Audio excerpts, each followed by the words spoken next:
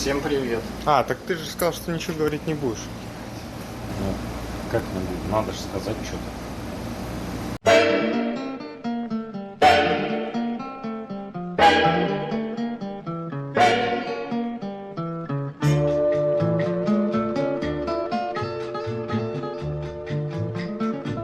When marimba rhythms start to play, dance with me, make me sway. Like the lazy ocean hugs the shore, hold me close, sway me more. Like a flower bending in the breeze, bend with me, sway with ease. When we dance you have a way with me, stay with me, sway with me. Other dancers may be on the floor, dear, but my eyes will see only you. Only you have the magic technique. When we sway, I grow weak. I can hear the sound of violins long before it begins. Make me thrill as only you know how. Sway me smooth, sway me now.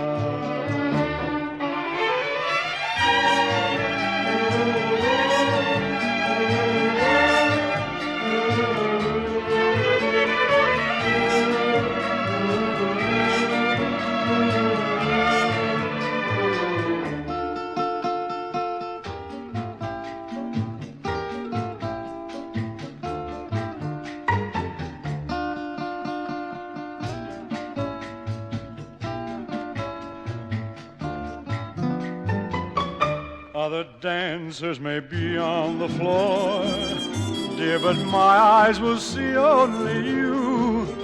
Only you have the magic technique. When we sway, I grow weak. I can hear the sound of violins long before it begins. Make me thrill as only you know how. Sway me smooth, sway me now. Sway me now. You know how. Ну вот мы выехали на хайвей.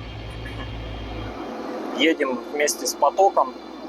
Поток где-то 75 идет, ну и мы вместе с ними.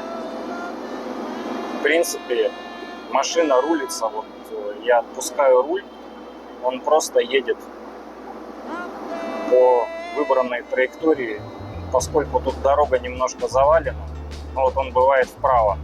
Но на самом деле по ровной дороге он едет абсолютно ровно, спицы руля ровно. Как бы надо разогнаться, но просто добавляешь газ, он едет как практически как современная машина. Масса положительных эмоций, кондиционер работает, у нас все стекла закрыты, на улице сейчас 30 градусов точно есть, если не выше. Несмотря на то, что утро и конец сентября, это все-таки Техас. И вот так вот мы ехали 4 дня, при том, что машина тогда была гораздо в худшем по настройкам состоянии, тем не менее все равно.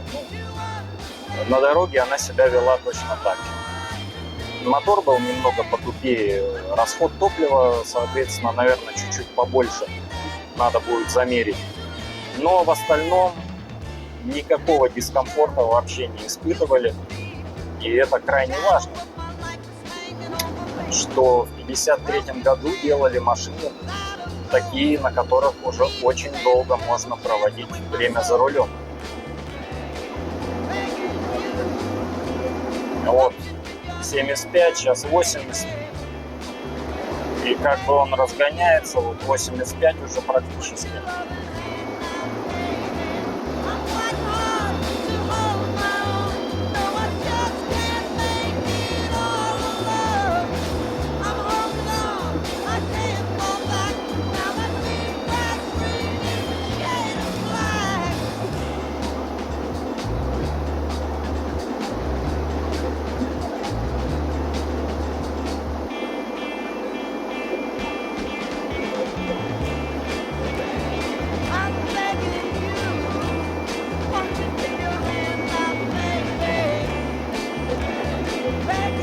надо уже будет вправо уходить.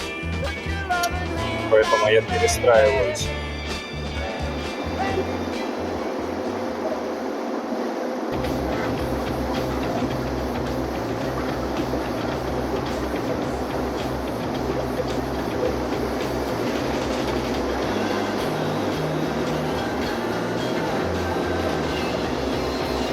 «85» просто идет.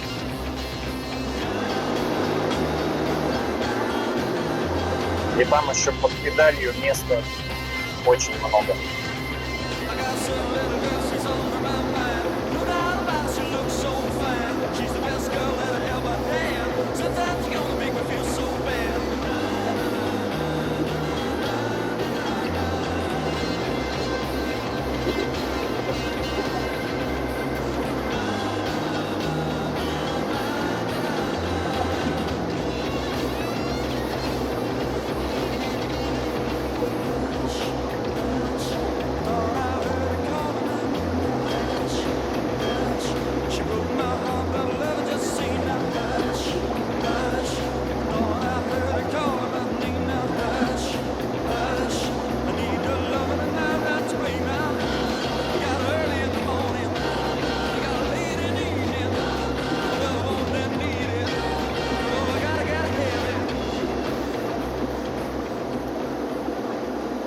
Ну что, замерим разгончик на 4 передачах.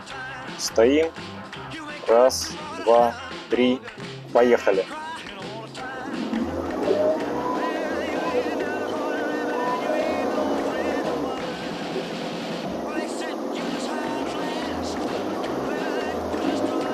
Все, 60.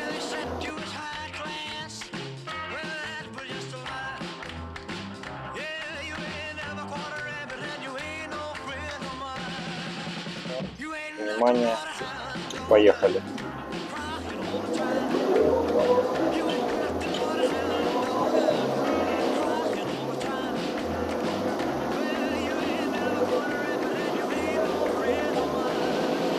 Все, 60.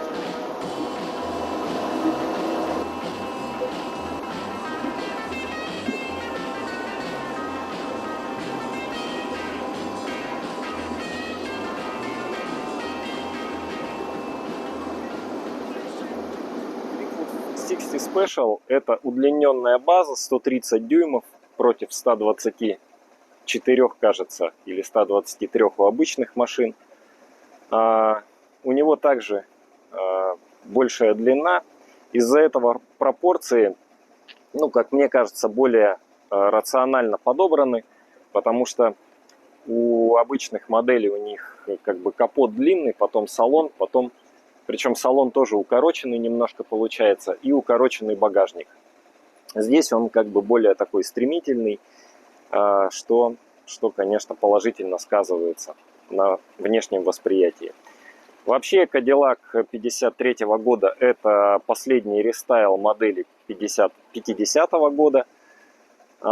Они постепенно увеличивали размер клыков, и они здесь как бы доросли до некой доминанты. Называется Dagmar Bumpers по псевдониму одной актрисы голливудской, у которой были соответствующие, значит, такие вот стоящие выпуклые девайсы. Здесь еще достаточно умеренные хвостовые кили, которые пошли с модели 48 года и постепенно увеличивались, достигнув пика на моделях 59 года. Молдинги, они, это не хром, это полированная нержавейная сталь. Поэтому, собственно, они не вспучиваются, не ржавеют, ничего с ними не происходит. И у них с разными годами вот эти вот фальш, так сказать, вентиляционные решетки кочевали то там с крыла, то на дверь, то еще куда-то. По ним, собственно, тоже можно определить год модели.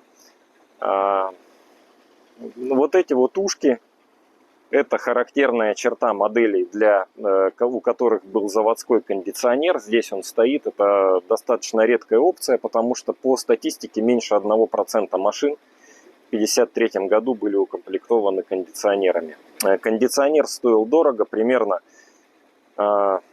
15, наверное, процентов стоимости машины базовой. Да, давайте откроем капот, пока он тарахтит. И тут хороший свет, что это все видно. Значит, мотор 331 кубический дюйм. Модель 49 года. Это первые верхнеклапанные 8-цилиндровые двигатели Кадиллака. Двигатель, в свою очередь, революционный по ряду причин. Это более компактный блок, это верхнее расположение клапанов, это большой потенциал для увеличения объема и форсировки. То есть этот мотор продержался в серии, если я не ошибаюсь, там чуть ли не до 63-го или дальше года, надо посмотреть, и дорос до 390 кубических дюймов, то есть это 6,5 литров. Начиналось все с двухкамерного карбюратора, здесь уже стоит четырехкамерный картер. Достаточно хорошо продуманный карбюратор, я об этом на драйве писал. Вот это, собственно, кондиционер, и вот этот вот стук, который вы, скорее всего, слышите, это работает как раз клапан кондиционера, вот этот вот чик-чик-чик, который качает холодоген в заднюю часть машины, потому что все испарители, все находится там. Здесь просто для этого не было места, и сама по себе компоновка кузова, она не предполагала изначально никаких кондиционеров, поэтому его за торпедо, за панелью приборов было просто негде расположить. Потом они уже с более поздних моделей, кажется, с 1957 года уже кондиционеры пошли по-нормальному в передней части. Значит, у этой машины в качестве стандартного оборудования уже гидроусилитель руля. Это не полнопоточный масляный фильтр, примерно как там на 21-х Волгах и на других наших машинах, там на Зимах, на газиках, на всех. И по сути через него проходит там, максимум 5-10% масла. Остальное масло вообще никак не фильтруется, поэтому регламент замены каждые 2000 миль. Холостой ход у него достаточно низкий, то есть там по мануалу нужно выставлять 380 оборотов. Когда включен кондиционер, то вот этой вот тягой, там провода проходят, вот этой вот тягой, и к ней подходит вакуум, там срабатывает специальный соленоид, он чуть-чуть увеличивает обороты для того, чтобы и двигатель эту нагрузку держал, потому что кондиционер, он на него 2 ремня идет, он нормально так зачерпывает момента. И чтобы, в принципе, этот кондиционер получше работал, потому что на холостом ходу эффективность у него крайне низкая. Дальше что интересно, это вот тот самый магический глаз. Сама вот эта коробка, где стоят все преобразователи. Здесь реле стоит, которое переключает, собственно, дальний и ближний. Оно немножко сложнее, чем для обычной версии. Здесь стоит у него омывайка, стеклоомывайка с вакуумным приводом. Здесь антенна с вакуумным приводом, тоже там на радиоприемнике кнопку нажимаешь и на себя или от себя, и антенна, значит, двигается вверх-вниз. То есть шланги подходят к радиоприемнику, и, собственно, там одна из ручек является в том числе вот таким вакуумным клапаном. Помимо того, что она другие функции выполняет в качестве фейдер, то есть баланс между передним и задним динамиком, если ее крутить. Так, это, собственно, печка. Они в 1953 году перенесли вентилятор отсюда в переднюю часть, чтобы он был практически не слышен. Но он действительно не слышен. Печки 2, одна здесь, вторая под передним диваном. Это штатное все оборудование. И здесь, собственно, это первый год, когда На Кадиллаке установили 12-вольтовую батарею, то есть все оборудование переведено на 12 вольт. И вот здесь в крыле его не видно, но поверьте мне, там стоит насос гидравлической системы для дивана переднего и для стеклоподъемников. Багажник, те, кто знаком с 21-й Волгой, те все здесь узнают. Это точно так же, такая же покатая крышка багажника, очень похожие фонари, хотя совсем не то, и вертикально расположенное запасное колесо. Оно так продержалось до 58 года включительно, потом его в 59-м уже расположили горизонтально, как в более современных машинах. Собственно, там вот это стоит кондиционер, там все испарители, GM, Frigidaire, и сделано, написано, что made only for General Motors. И здесь два вентилятора, которые могут воздух забирать либо снаружи, вот через эти ушки, либо изнутри, из салона. Там внутри в салоне есть переключатели. И впереди на панели приборов есть регулятор бесступенчатой скорости вращения этих моторчиков. Здесь стоит лампочка с ртутным выключателем, то есть когда багажник, крышку поднимаешь, она включается, когда опускаешь, там ртуть перекатывается, она выключается. Такая же система была реализована на 21-х Волгах и на Чайках.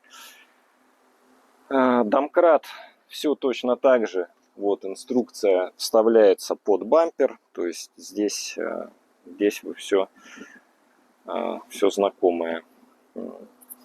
Противоподкатный, оригинальный. Так, закрываем багажник. Здесь это, конечно, фишка Кадиллаков с 40, кажется, 1 по 58 год, когда они располагали горловину бензобака в левом фонаре. Еще пару слов про задний бампер и про выхлоп. В 1952 году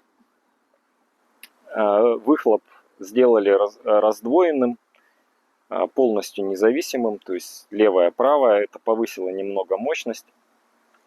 И вывели выхлоп в задний бампер, то есть у 52 и 53 года одинаковые бамперы. Вот эти вот штуки, выхлопы, они приходили в негодность, ржавели, и в конце концов тут вокруг бампера тоже все ржавело, потому что это кислота, которая в выхлопе находится, она вот так вот очень ядовитая, там серная кислота образуется. Поэтому здесь, на этой машине, чтобы бампер сохранился, выхлоп вывели вниз вот так вот. Но, скорее всего, мы это вернем обратно. Вставки я искал, новые продаются, 2 штуки стоят порядка $1500. Очень редкая вот эта вот деталь, но ничего не поделаешь, красота требует жертв. Бампер, естественно, этот в перехром, потому что на нем есть и следы эксплуатации, ну и в принципе уже он тут подвытерт. Это вот то, что касается внешних каких-то изъянов. Это даже не берите сейчас во внимание, это, естественно, в ходе реставрации все мы поправим. Для того, чтобы снимать заднее колесо, здесь fender skirt, так называемый, стандартная, в общем, фича, но он по размеру отличается от 62 серии. Это тоже по размеру они такие же, как на этих самых, на Convertible, то есть на открытых машинах и на Эльдорадо. Широкий fender skirt.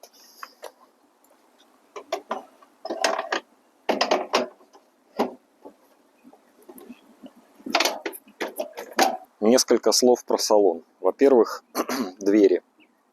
Двери здесь, конечно, открываются и закрываются эталонно.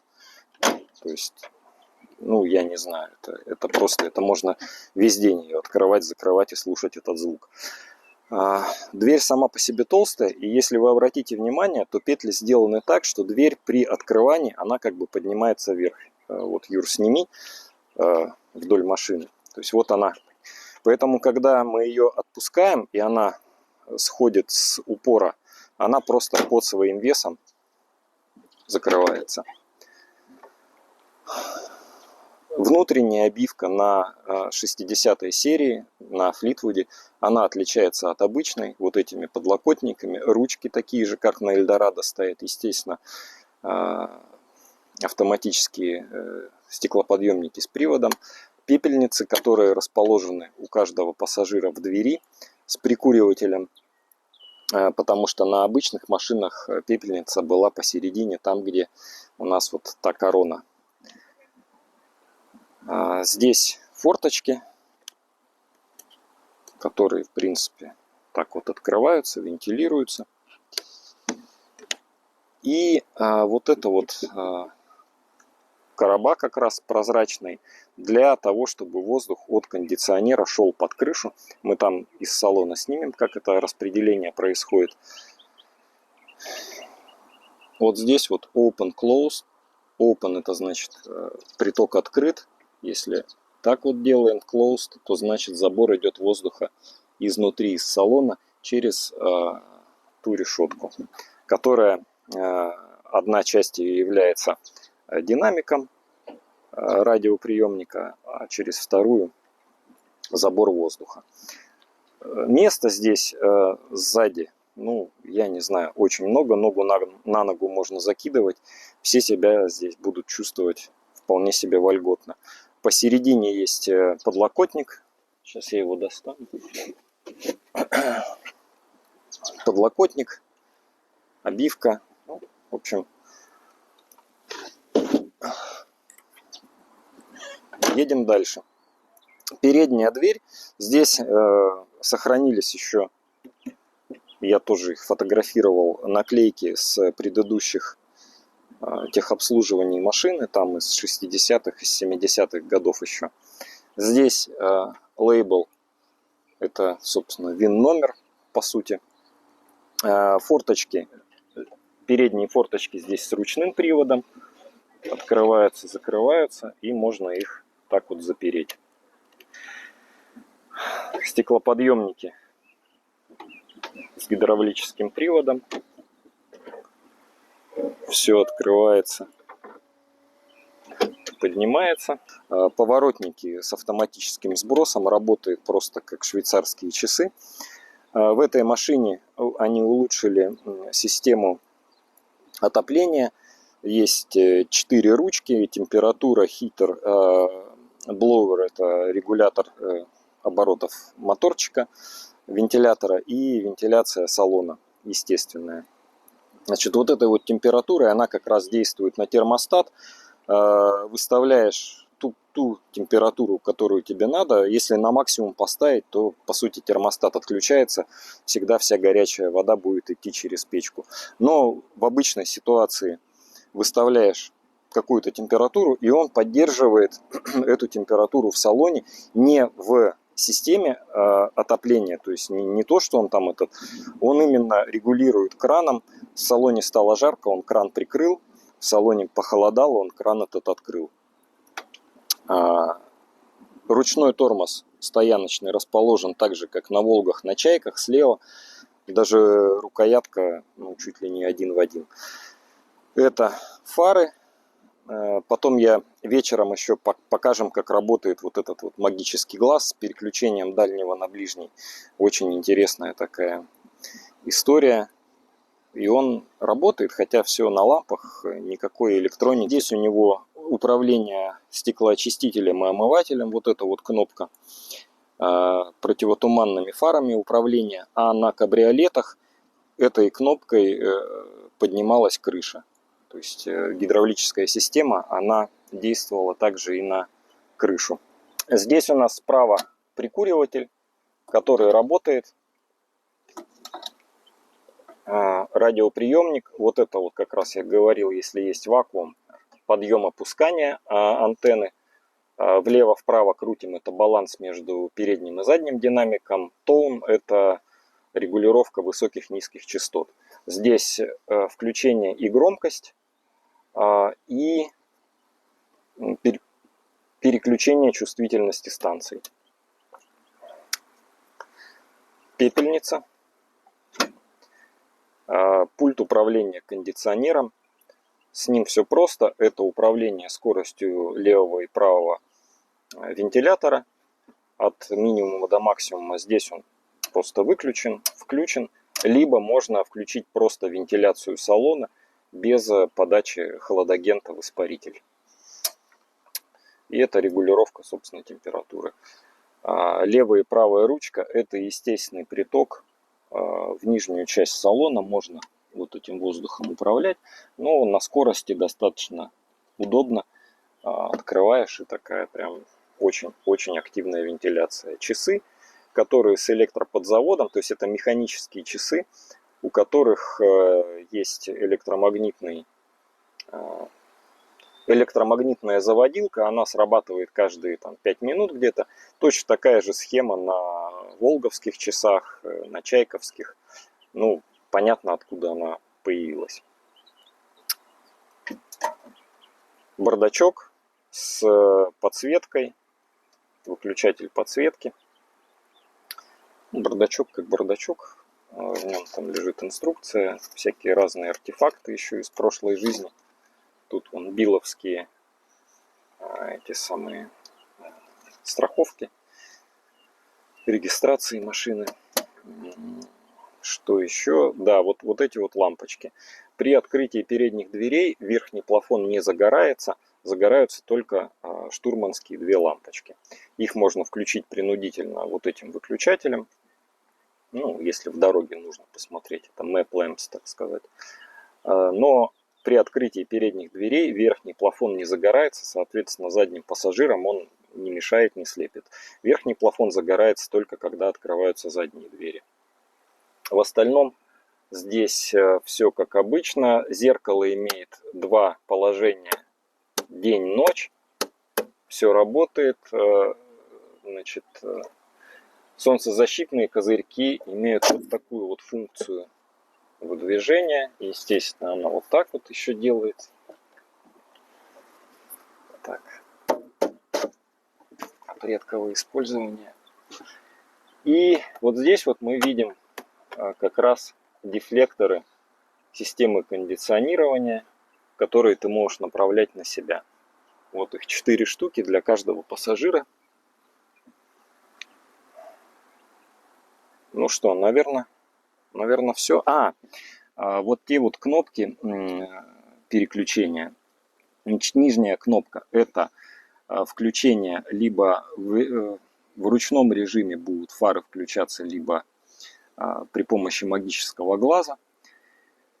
Ну, имеется в виду переключение на дальний свет. А верхняя кнопка, она, видите, торчит выше нижней, чтобы это для удобства, чтобы не промахнуться. А это для того, чтобы мигать дальним светом. Ну, вот когда вам нужно помигать, не под рулевой переключатель используется, а вот эта кнопка. Это тоже элементы, которые, вот верхняя кнопка, по крайней мере, только вкупе с магическим глазом работала. На машинах, на которых не было этого автопереключателя, этой кнопки не было. Чего здесь нету? Это нету ножного переключателя для радиоприемника. Кнопка ставилась примерно вот где-то здесь вот, слева от рулевой колонки. Там есть закладные, куда это можно поставить. И в радиоприемнике есть отверстие. Такая кнопка продается там порядка $90, стоит новая на eBay. Может быть, куплю, вставлю ее. Но, видимо, первый владелец, Роберта Сейер, она решила, что сама будет переключать эти радиостанции, потому что ее возил всегда водитель, пока он, собственно, в конце 60-х не умер. И, кстати, вот с конца 60-х эта машина она и использовалась, по сути.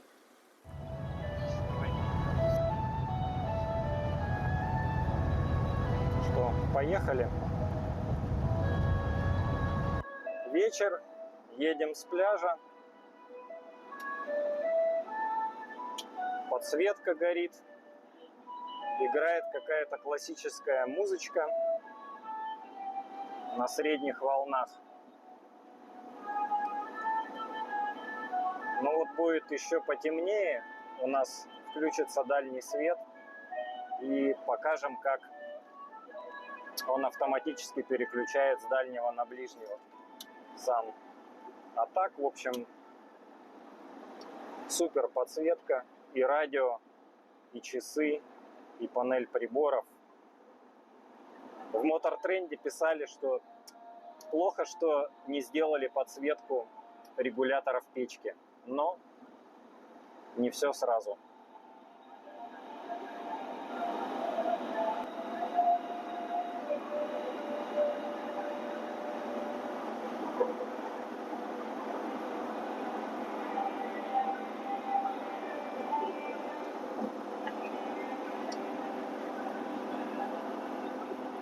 Ну что, вот у нас дальний свет включился, но правда пока нету встречных машин, чтобы он переключился на ближний. Ты давай, Юра, будь наготове. Вон, кстати, едет машина. О, переключился на ближний. Сейчас она проедет, должен включиться на дальний.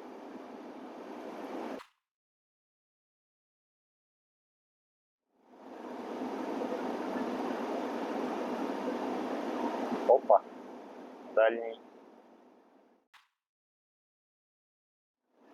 Сейчас опять фокус повторится. Опа, ближний.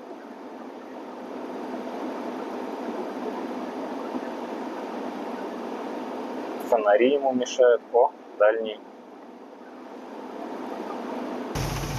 When I said I needed you, you said you would always stay. It wasn't me who changed but you, and now you've gone away.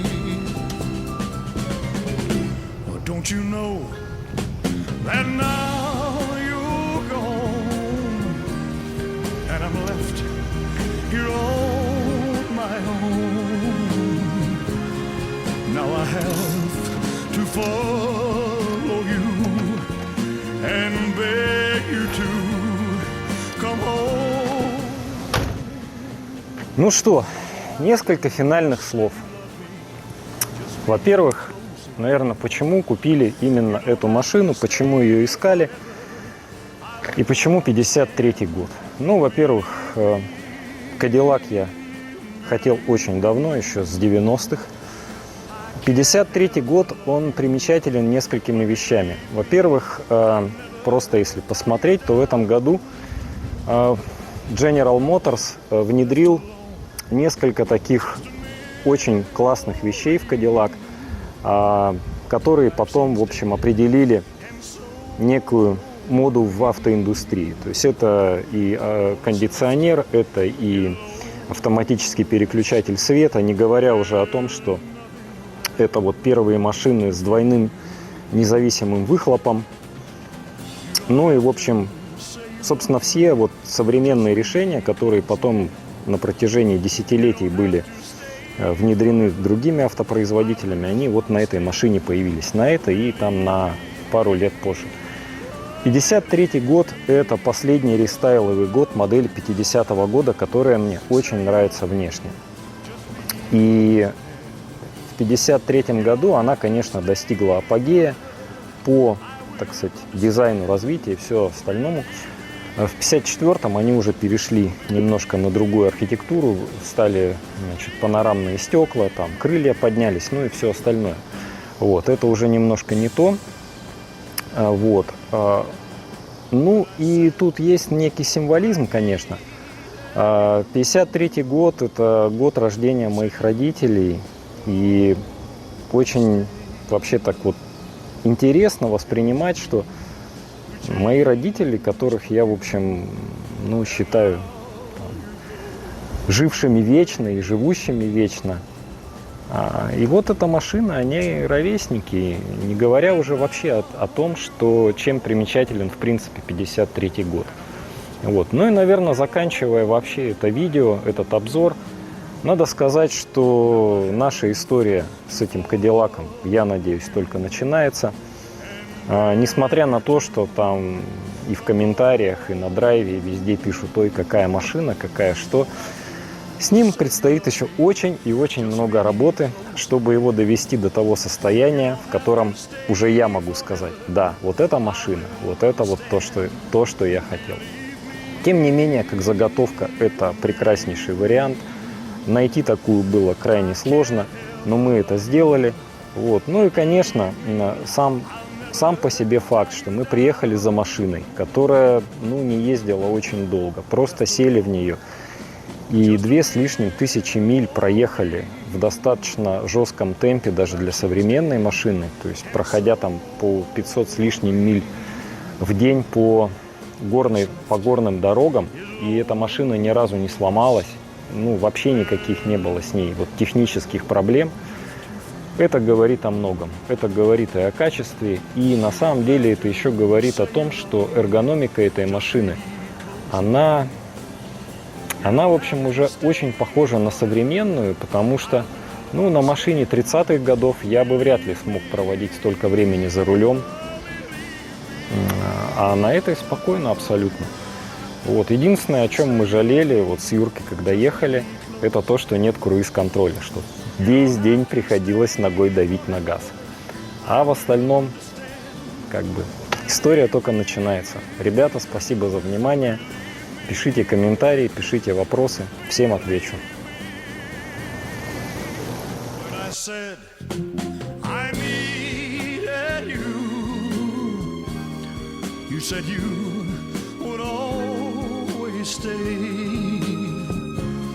It wasn't me who changed, but you, and now you've gone away. Oh, don't you know that now